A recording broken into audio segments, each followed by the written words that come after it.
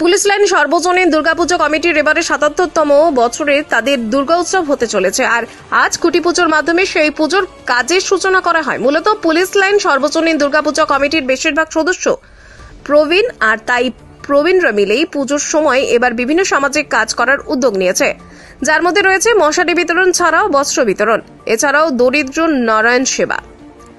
তাদের পূজার মূল আকর্ষণ হিসেবে থাকবে সামাজিক কাজ। পুলিশ লাইন সর্বজনীন দুর্গাপূজার কমিটির সদস্যরা প্রবীণ, কিন্তু এই ধরনের সামাজিক কাজে তারা সারা বছরই নিযুক্ত রয়েছেন।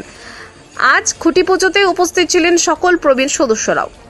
আমাদের পুরাতন পুলিশ লাইন সার্বজনীন দুর্গাপূজায় এবার ৭৭ বর্ষে পদার্পণ করলো। আমরা এবার খুব সীমিত আর্থিক বাজেট আমাদের সামনে রয়েছে। আমরা মোটামুটি সারা বছর ধরে নানান রকম সামাজিক এবং মানব সেবার কাজে আমরা থাকি। আমরা এবার সবচেয়ে বড় কথা, বিগত ৭৫ বছর পরে আমরা তারপর থেকেই আমরা বাজেটটাকে সীমিতর মধ্যে রেখেছি, আর সমস্তটাই আমাদের পাড়ার থেকেই চাঁদাটা উঠায় এবং স্বাভাবিকভাবে আমরা পাড়ার অধিবাসীদের কাছেই আমাদের সমস্ত সহায়তা আমরা পেয়ে থাকি। সে পূজার কয়দিন কি করার আছে? সামাজিক কাজ, সামাজিক সাংস্কৃতিক কিছু কাজ, বস্ত্র বিতরণ এবং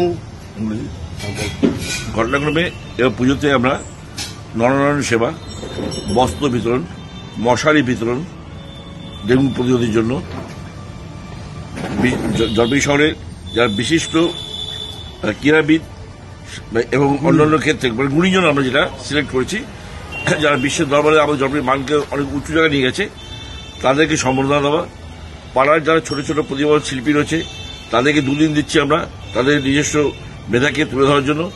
প্লাস একদিন থাকবে পাড়ার যারা আমরা বাসী আর কি, প্রত্যেক বাসীর জন্য ভোগের বিতরণ।